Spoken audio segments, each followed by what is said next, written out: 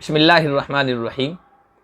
اسلامی سال اور کیلنڈر ہجری سال یا کیلنڈر کہلاتا ہے اور اس کی شروعات محرم الحرام کے مہینے سے ہوتی ہے۔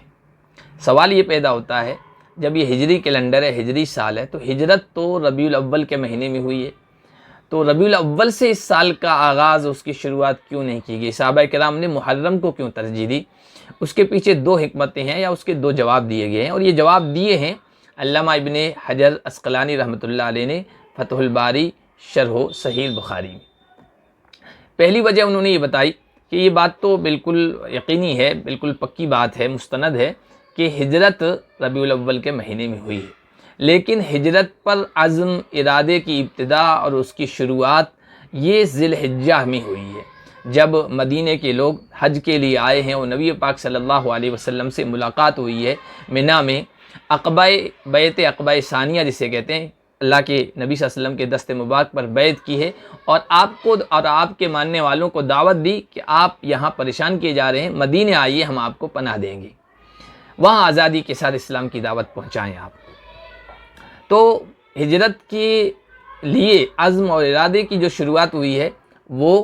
ذی الحجہ میں ہوئی ہے، اور ذی الحجہ کے بعد جو سب سے پہلا چاند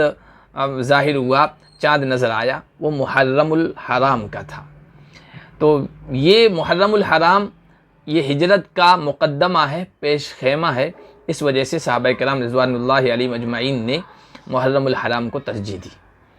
دوسری وجہ، دوسری حکمت و مصلحت علامہ ابن حجر رحمۃ اللہ علیہ نے بیان فرمائی کہ صحابہ کرام رضوان اللہ علیہم اجمعین چاہتے تھے کہ اسلامی کیلنڈر، اسلامی نئے سال کا آغاز، اس کی شروعات محترم مہینے سے ہو۔ قرآن میں ہی اللہ تعالیٰ نے سال کے 12 مہینے متعین فرمائے ہیں، ان 12 مہینوں میں سے 4 مہینے اربعۃ حرم، محترم مہینے، عظمت والے، حرمت والے ہیں، تو ان میں سے محرم الحرام بھی ہے۔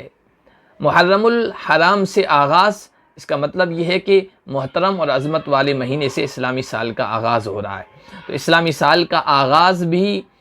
محترم مہینے سے، اختتام بھی ذی الحجہ کے محترم مہینے سے، اور وسط میں، بیچ میں بھی رجب کا محترم مہینہ آ رہا ہے۔